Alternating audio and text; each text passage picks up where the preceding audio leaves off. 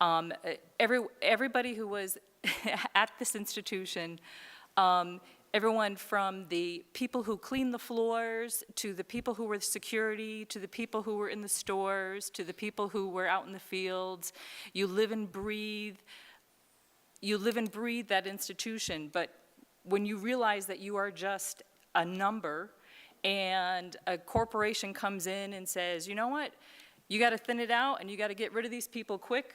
So people who have been here for 30 years, 20 years, and they've had keys to your museum, you get them out of there within an hour. You come in there and you say, fill your belongings, put it in this box, and you are out, because we are so afraid that we're going to get sued, or we're going to something, people are going to speak their mind. We are cutting out people being able to speak their mind.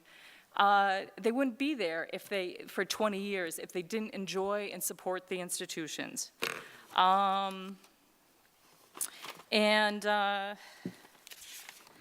think, speaking up and speaking out, this election cycle has taught us that we better speak up and speak out, because if we think we just want change, we better watch out for the kind of change that we're asking for.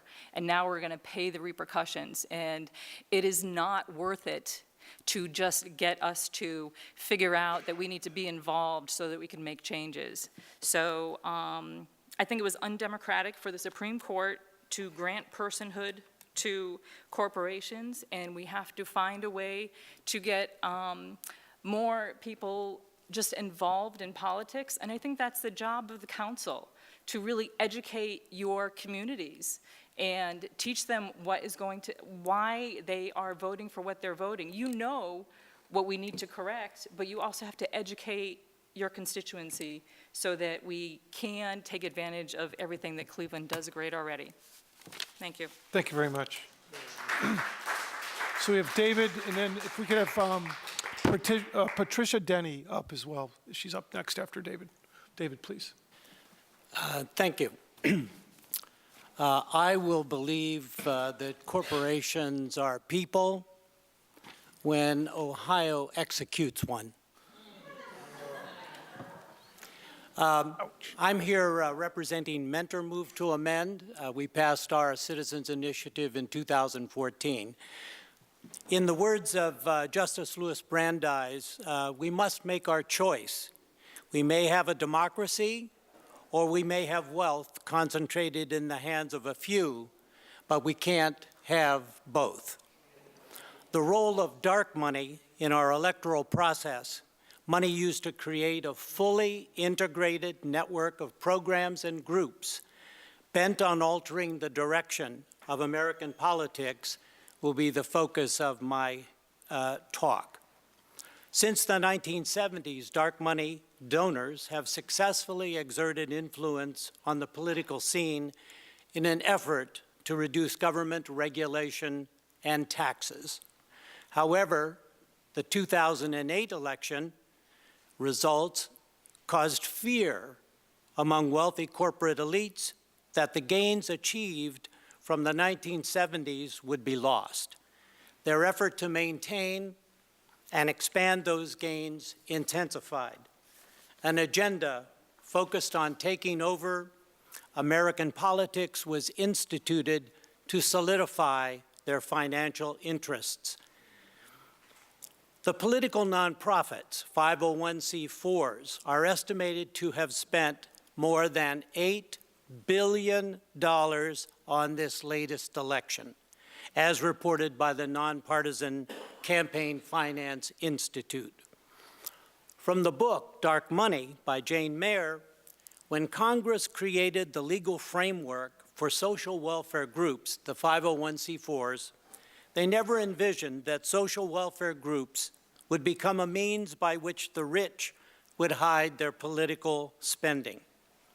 Discovery of this available avenue for anonymous political donations resulted in a significant shift from donating to candidates to instead donating to nonprofits, think tanks, and private foundations, if only the donor's ideology was validated. These recently created hyper-partisan organizations introduced doubt into the areas of settled and scientific scholarship, undermined unbiased experts, and gave politicians a menu of conflicting statistics and arguments, all of which would contribute to the donor's bottom line. The strategy has been clear: minimize the role of government and maximize the role of a private economy. The late Stephen LaTourette, congressman in the 14th District, remarked about the impact of money in politics. He was a Republican, by the way. Politics is being directed by a bunch of rich people who you can count on two hands, who have an inordinate impact on the direction of government. And Mike Lofgren, a Republican and a 28-year staffer of the House and Senate Budget Committee, said, "The rich are disconnected from the well-being of the nation, except as a place to extract loot."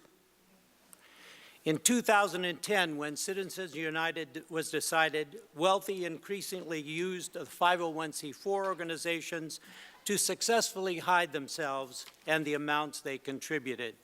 As a result, the American political scene was inundated with unlimited, untraceable cash. Again, from dark money, we can see that a new generation of hyper-political private nonprofit organizations and foundations, leveraging their fortunes for maximum strategic impact, largely invisible to the public, are in control of the political landscape.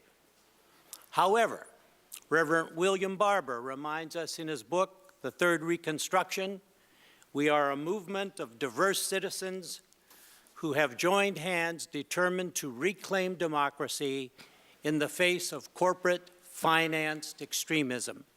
Thank you. Thank you. Just a brief announcement. First of all, we can have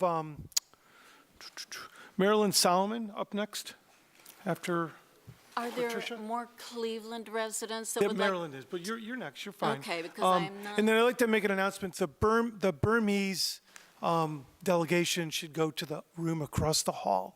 Thank you. Thank you.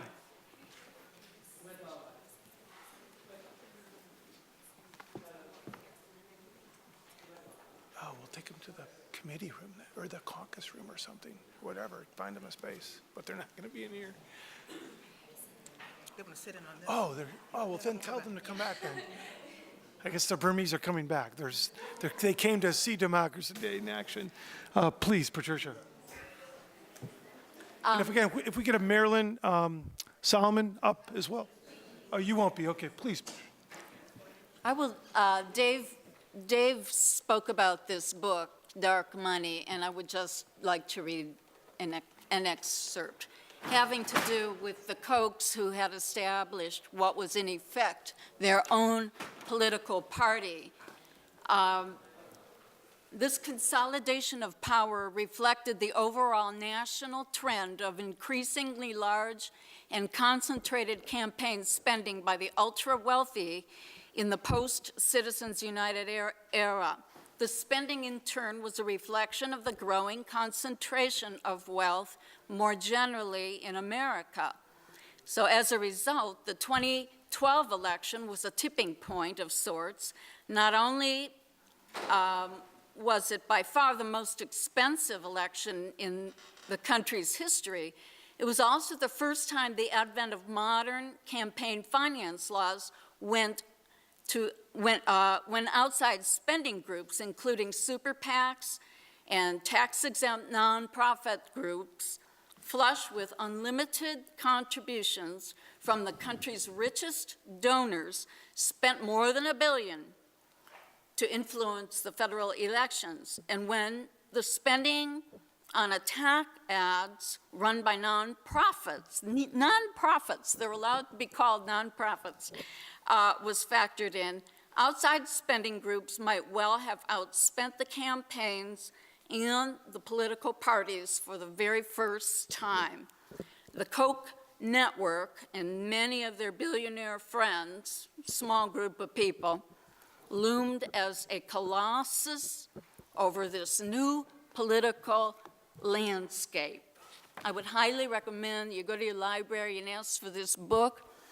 And just to put a local spin on it, unless I am not understanding things correctly about the Cavaliers owner and the billionaire Cavaliers owner needing money, it is just beyond me. I do not understand why the citizens of Cleveland should have to sacrifice for a billionaire owner. Thank you.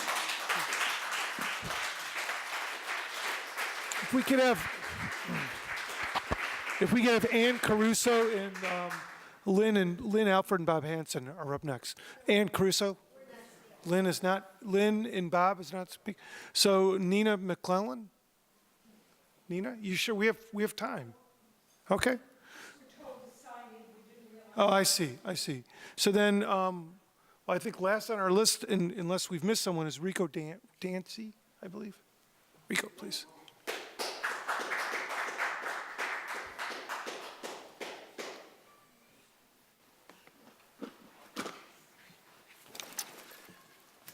Good afternoon. I'm a member of Deaf Grass Movement. It's a movement for people who are deaf, disabled.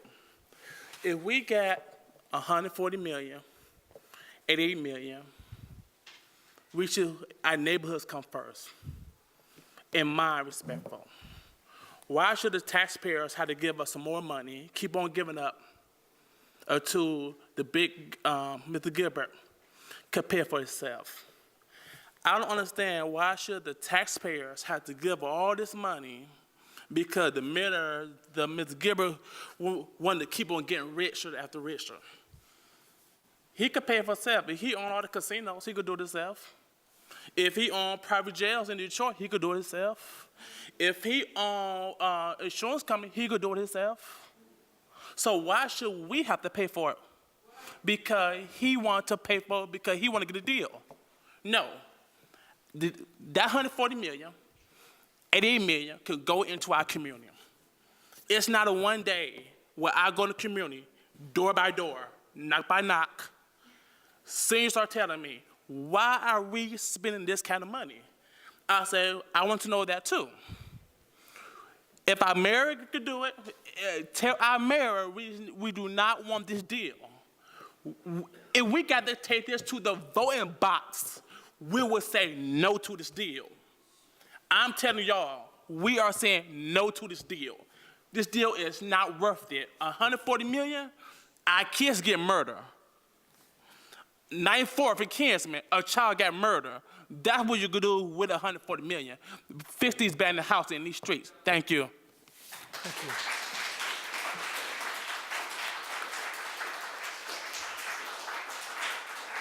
Thank you, Rico. So that concludes the hearing. We actually got through the entire list, which is fabulous. Give yourself a round of applause again for the first Democracy Day.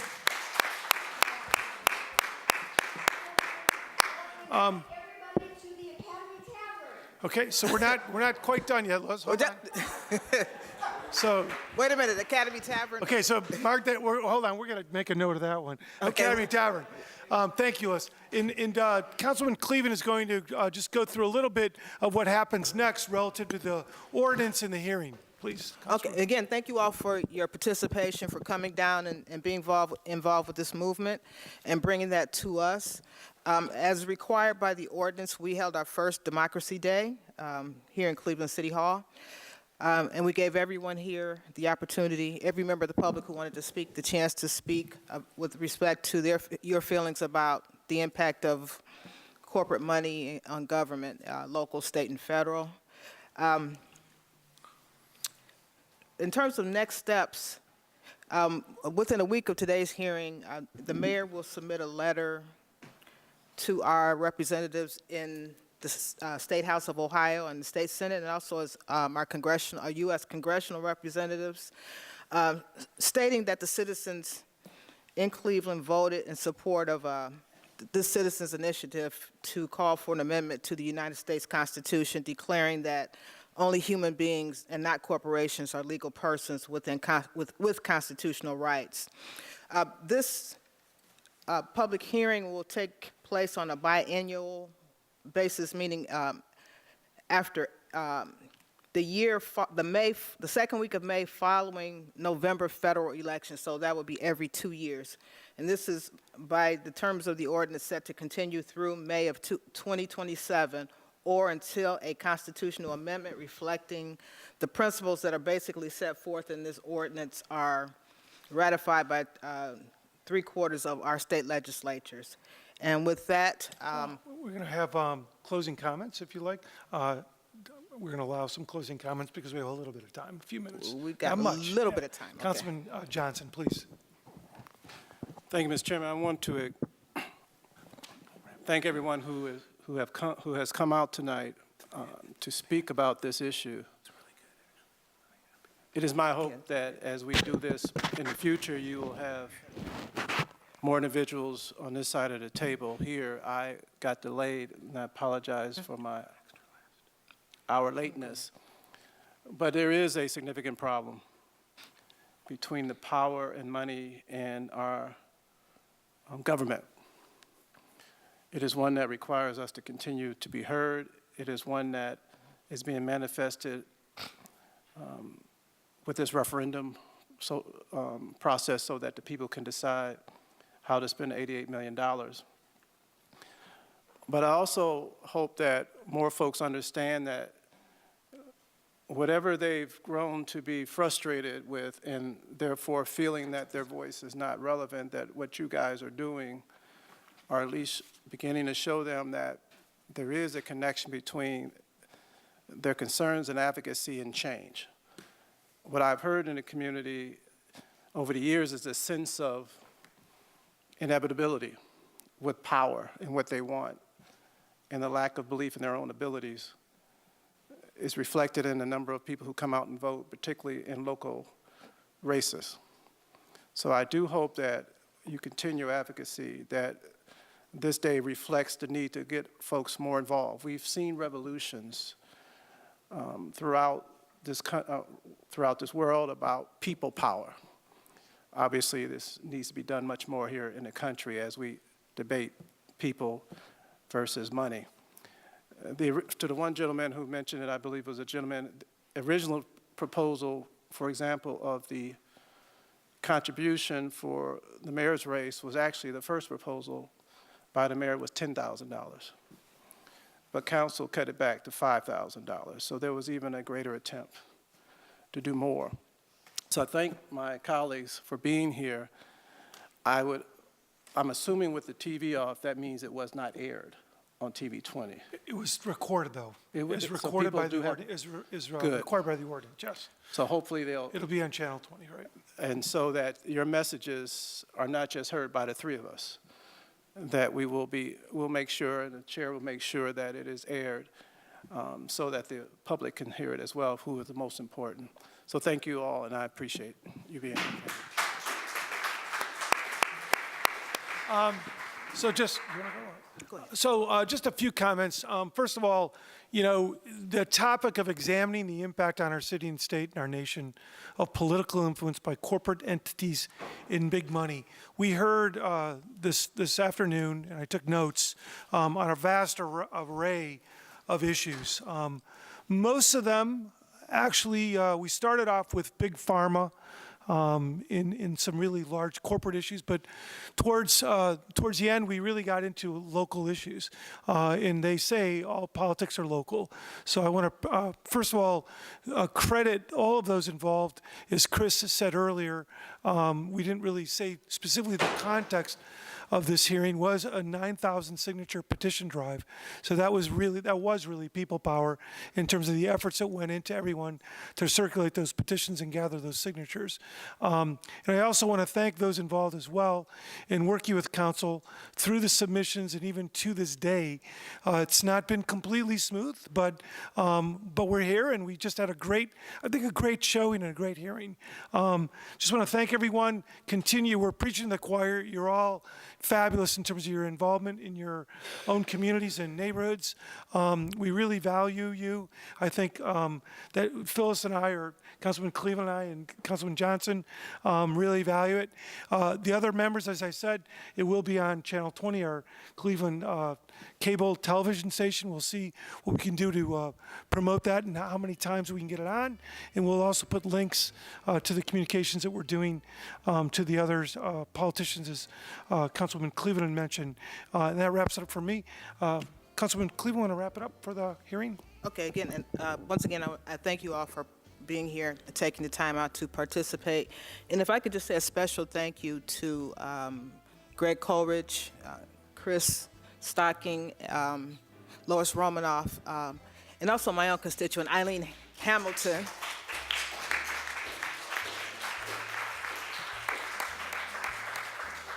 Eileen spoke, I don't know if she's still here, but she's my resident. She was the first person to approach me about this 2 years ago. But again, Ms. Romanoff, Mr. Stocking, Mr. Coleridge, actually sat down with us to plan this event for today. And so again, we look forward to continuing to have the dialogue. And it is a dialogue, and what I've learned is, people have various degrees of understanding and different perspectives based on their own experiences, and let's all remember that. Everyone, as passionate as you are, everyone is not where you are or doesn't see things quite the way you do, but the beauty in this system and the way it was designed is that, we come together, we talk, and then we build something that all of us can live with for all of our common good. And again, we thank you, and the hearing is adjourned. For those, most of you know, the council meeting is actually in the chambers at 7. And Lois, where are people meeting? The Academy Tavern, which is at Larchmere and 128th.